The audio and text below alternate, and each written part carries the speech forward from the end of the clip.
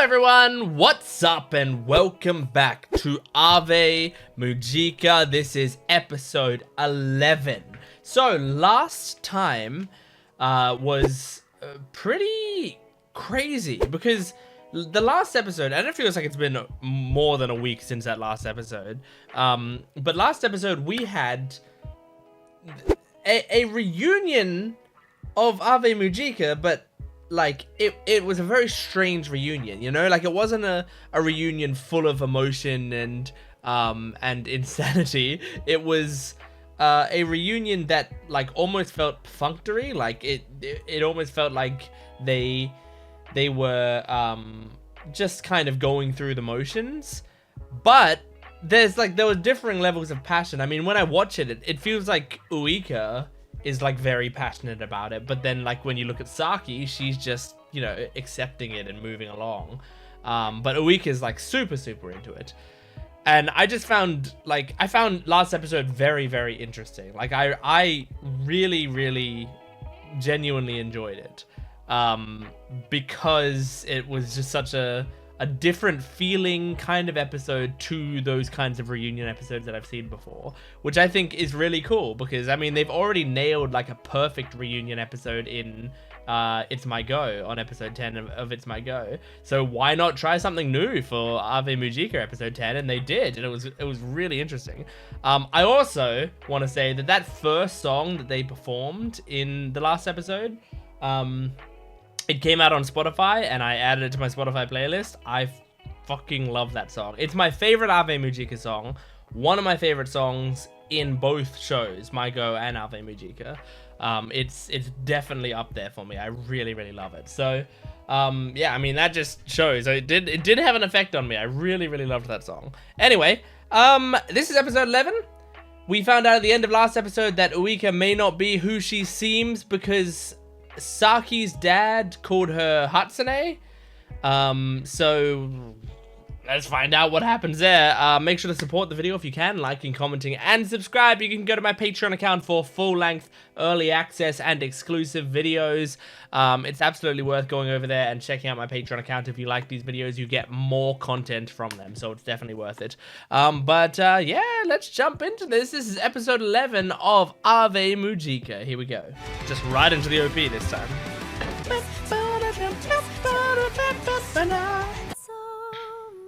Oh.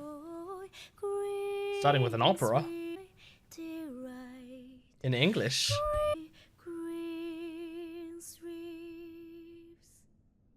I mean, it's in English, but to me that's gibberish. I don't know what that meant. Hatsune Misumi. That's pretty close to Hatsune Miku, girl.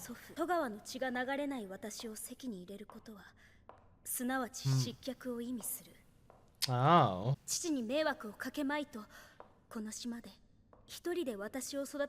Interesting being able to just monologue her backstory, but that it makes sense because it's like a performance.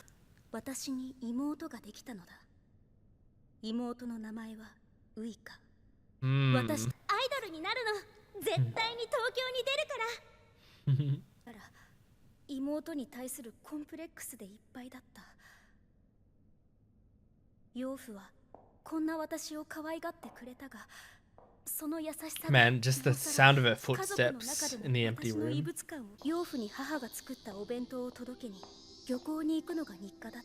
A lot of good atmosphere here. She's doing like a one-woman performance. It's really cool. Like, I like how she's playing both characters.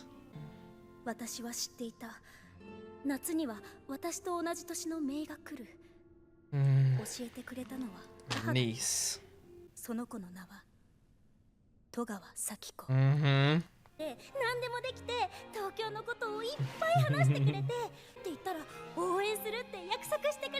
Aww.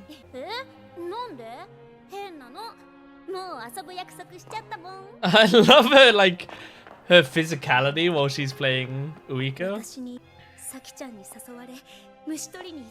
Ugh. No thank you. No thank you. No bug hunting for me. No.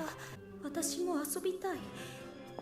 ずるい、ずるい、ずるい、ずるい。 Oh. 私だって会いたい。 I love the music now. It's picked up way more than the like dead silence at the start. 別荘のごきげんよう。 Oh. 目が合ってしまった。ウイカ、今日は何をして遊ぶんですの？ Oh. 私は Oh shit. 虫を取りに行こう。 It's that simple. Oh my god. 私はウイカの笑顔を I was wondering how, そうして like, 一 why 日 her 中サキ sister. ちゃんと Okay. 遊んだ。ウイカのように笑って She just started playing the role because she wanted that あっ life. という間にじゃあ夜も遊ぶ？コツン。私たちは手に手を取り合って走り出した。 And like it's silent again. Now there's just ambient 一 noise. 緒ですもの。彼ですわ。根性の And 夜 there's 空 the に広がる stars. She loves looking at the stars. 楽しい。心から思った。 Oh, no. 知っている This 星は is 全部言って like it's really cute and it's really sad. サキちゃんが私を見つめていた。 Like kind of depressing where this started. 人ですわね。明るいのに、今日は月のように優しくて。 Hmm. 月 Wasn't quite like the Uika she knew. 生まれ変わったような気がした。ずっとずっと Oh, so I mean, it gave her like her own identity. ずっと一緒に。ウイカ Oh は my アイドルに gosh. なれますわ。 Oh, yeah. Then you have that role to take on. ウイカの夢 Yeah. 何も言えなくなった。 Yeah. So being an idol was never her dream. 嘘つきの始まり。 Ooh. 誰も知らない。知られてはいけない。 This is her putting on a mask. Oh no, a mask. A mask is what I meant to 秘 say. 密を抱えた。 I thought she was gonna strangle herself for a second. Wow. That was. If that's over, that was crazy. It's not over. There's more. 初音はパパが違うから悲しくないんだ。 Oh, that's a sad thing to 私だって say. パパを大事にしてもらっておいて文句ばっか。 This is 自分の cool. 子供のように本当に全部嘘ばっか。 Oh my かわいそう god. な私、悲劇のヒロイン。でも幸せな子がいないと Expressions on her face. 違う違う違う違う Oh my god. Oh my god. This voice actress is getting so much. It's great. その夜、私は少しばかりの荷物と貯めていたお小遣いを Oh my god. あなたの名前は？私じゃ初音じゃダメだ。私はサキちゃんが知っている人 Yeah, 間 you になら have な to き be ゃ。 Uika. ミスミウイカです。 This is a fucking crazy backstory. 家族、スミミとしてデビューが決まった。都心に新しく建った大きな商業ビルのお披露目イベント。 I do like デ this ビュー前 song. のきらびやかなステージ。歌いながら見た世界はキラキラした大人ばかりで。 This is kind of a tortured life. ありがとうございました。 I mean, it's very でも obsessive. 戸川清次、サキちゃんのお父さん。 Hmm. ひっきりなしにアイドルを目指すウイカちゃん。お父さんが覚えるくらいサキちゃんは毎日ウイカのことを話していたらしい。ズキンと胸が痛くな The る。 fact that that Saki was talking about Uika so 夢を much. 叶えたんだね。初音にも二度と戸川に近づかぬよく言い聞かせておく。 Oh my god. お前咲子が大事なら口を閉じていろ。 This is so fucked. サキちゃんのお父 Oh, さん。 cry chick. 私のせいで大きな家を人生も奪ってしまった。会いたくて会いたかった。 Yeah, I mean, you just like did a little lie and it got dug deeper and deeper and made everything worse. 働いて働いて働い And て。 you feel guilt for it. わかった。いいよ。 Yeah. ダメなのに。 It's why サキちゃんの頼みだもん。 you're extra wanting to stay by her side no matter ずっとい what. ていいから。一緒にいるから It wasn't just her being a cute, supportive friend. It was like so much ず guilt. っとムジカが亡くなっても It was obsession and guilt compounded together. サキちゃんを騙し続ける自分が気持ち悪い。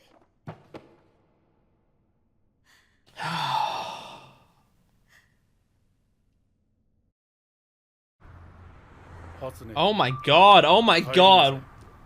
We're back to this. Okay. 学校も行く必要はない。スイスだ。 You're going to Switzerland? 家から出るな。 What the fuck? No. But I bet she feels like she can't really argue against that.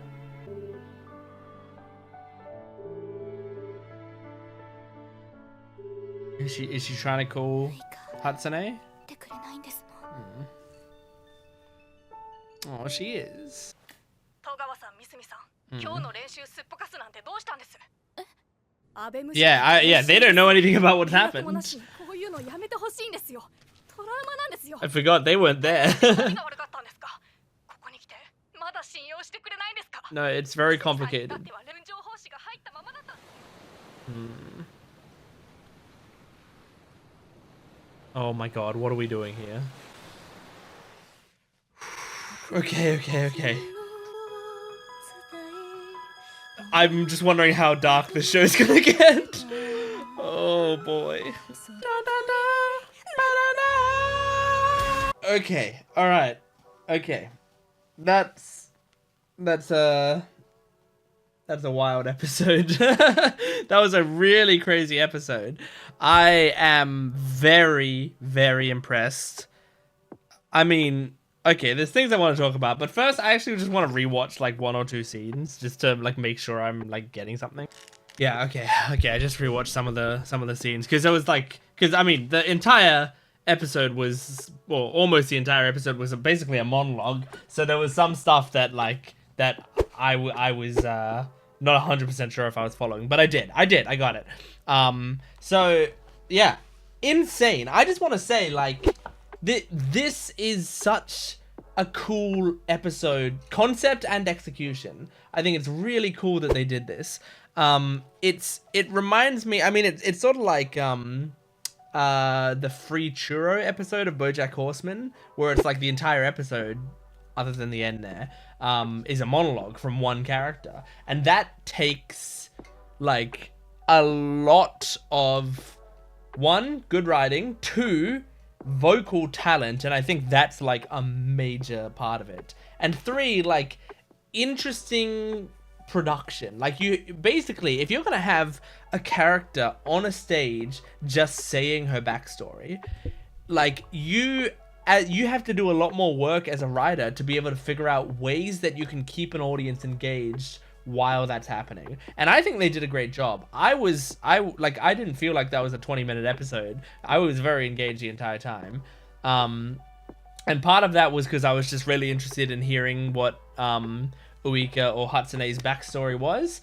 And another part of that was because they do just enough, like, changing up of the sets, switching between whether Hatsune is doing the voices of the characters or whether we're hearing them, like, over the speakers, or whether we're seeing it being played out.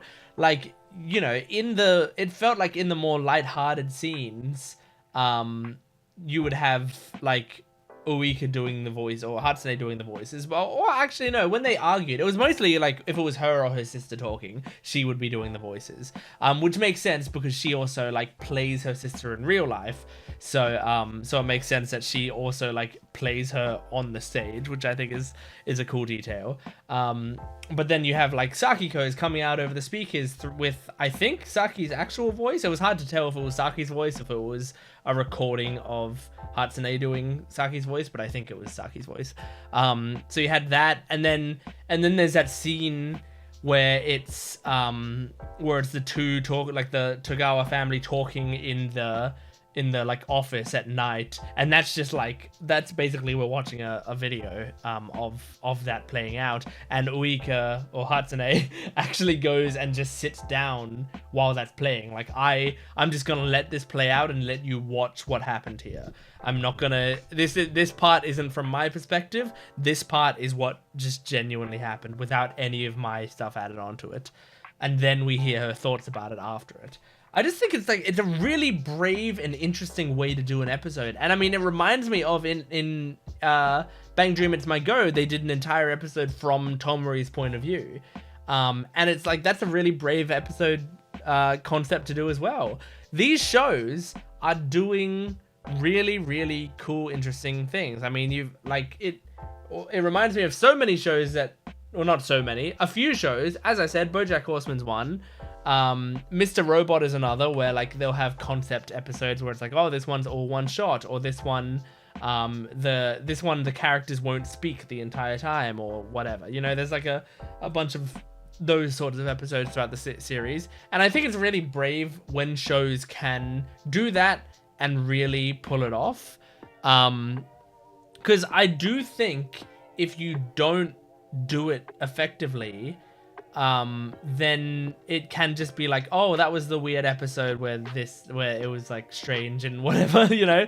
But I think I really think they pulled it off here. This like, and just, it blows my mind that I'm talking about BanG Dream here. I'm not saying BanG Dream was at any point a lesser show. Like BanG Dream, since I very first came across BanG Dream, I was in love with it. I just absolutely adored it.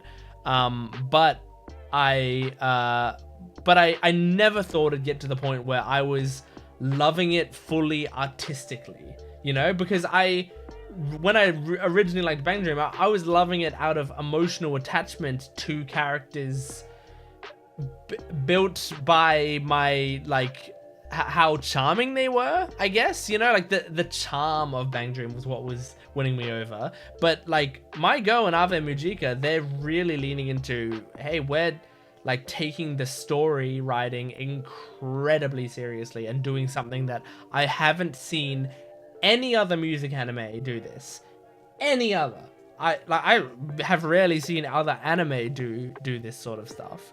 It's like kind of incredible. And like going back to BanG Dream's roots and where I first found BanG Dream and fell in love with it, like it's very strange. Because I'll tell you, this will be a quick diversion. I'll try to make this as quick as possible, but like so that you can see my thoughts on it, where I came from. I'll tell you my history with BanG Dream was I one night many years ago was sitting like in my bed on my phone, and I was like, I have a real craving to play like a rhythm game. I want to play some sort of rhythm game. And I was like looking up on my phone on the App Store, like rhythm games. Are there any good rhythm games? Like I wanted like a tap revenge type thing, you know? And then I saw one popped up that was like an anime rhythm game, and I was like, that's strange. Okay. And I was looking at it, I was like, the characters are kind of cute, so sure, I'll download it. I downloaded it. I was like, wow, there's a lot going on here. Obviously, you can tell right now, this is BanG Dream Girls Band Party that I downloaded. I was like, wow, there's a lot going on here. I opened some gachas. I got an Arisa card. And I was like, oh, Arisa, who's this? And I like watched one of the stories, and I was like, oh, she's like a tsundere character. I really like this. This is funny. I was like sending my friend screenshots from the thing. I saw that there was a story button. I clicked the story button. I like read the BanG Dream part of the BanG Dream story, like a few chapters of the thing, and I was like, wow, this is really cute and like endearing. And then I was like, wait, there's an anime of this. And then I watched season 1 of the anime, and I cried and cried because I really do love like even season 1 of the anime. I think BanG Dream season 1, like the animation is quite bad. I mean, the performance animation is alright. It's just like the 2D animation is quite bad. But the characters are so lovable to me, and there's so many bits in that still make me cry to this day if I watch it. like Kasumi losing her voice and them doing the audition and then crying because they screwed up, like they made mistakes during the audition and stuff. All of that stuff makes me cry so much. And yeah, like from that point I was like attached to the series and consumed as much content as I could. But I didn't think I'd get to the point where I'm watching these shows and they're like becoming like, I wouldn't say, you know, Ave Mujica and It's MyGo are mainstream yet, but they're definitely a lot more popular than Bang Dream shows were in the past, and that to me is so exciting. That's so awesome.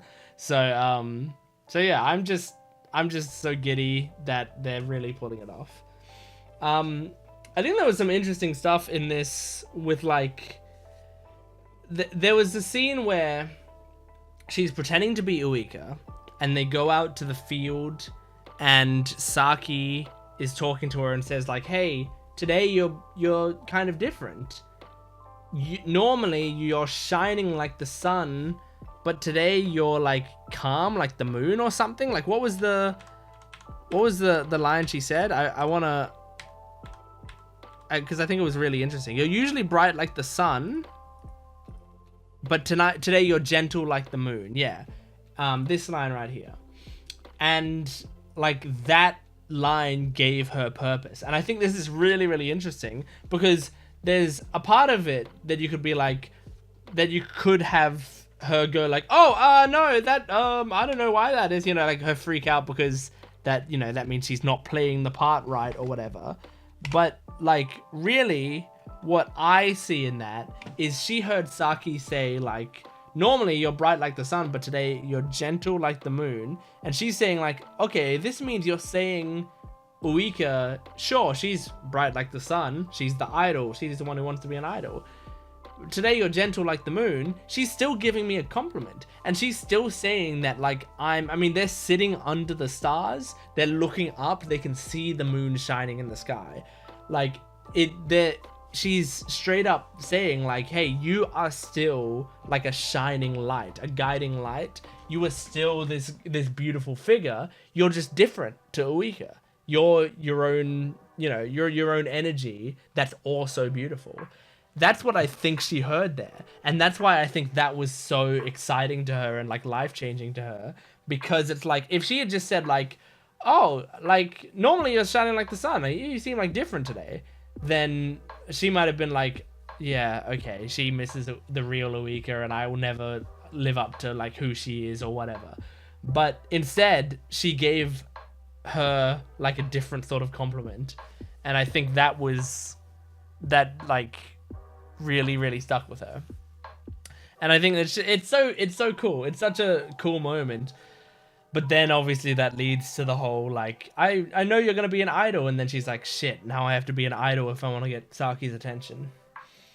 So yeah, but it's just, this reminds me, I mean, this makes me think like of in It's MyGo, we have Soyo, who like at the start of the show, she seemed like the quote unquote boring, like nice girl who's just like agreeable to everyone or whatever. And then we learn about her and she's like actually quite toxic and she has a lot of shit going on and is quite a harsh person, right? And so there's that side of her, and it's like, oh, you instantly turned this character that was like the most quote-unquote boring character into possibly one of the most interesting. And they did it again with Uika, and I knew that they were gonna do a storyline with Uika and like do stuff with her, but I thought it was more gonna be about like, oh, she starts normal and then because of events that happen, she goes into a downward spiral. But this sort of reveal that she was always like in a really dark place, and from the start of the series we never knew who she was. We never understood really anything about her properly. And now, you know, now we're seeing who she really is wild. That's crazy. And so once again, they turned the quote-unquote boring character, and I keep putting quotes around boring character because I don't find them boring. Like, even when Soyo was like just the nice supportive girl and Uika was like the incredibly nice helpful friend, I didn't find those characters boring. But you know, if you take a step back, they're the most boring characters. But again, you've turned her into this like this really interesting, crazy character that now, in the same way that like I rewatched MyGo and I was like watching it through the lens of like what does Sawyer really think about these situations, I'll now be doing the same thing with Uika or Hatsune, trying to figure out like what she really feeling and what she really thinking in these situations. It really turned the series on its head. It's crazy. So yeah, I think that's all I want to talk about. That is Ave Mujica, episode 11. Insane stuff. Thank you for watching. Make sure to support the video if you can, liking, commenting, and subscribing. Go to my Patreon account for full-length early access and exclusive videos. I will see you next time. Goodbye.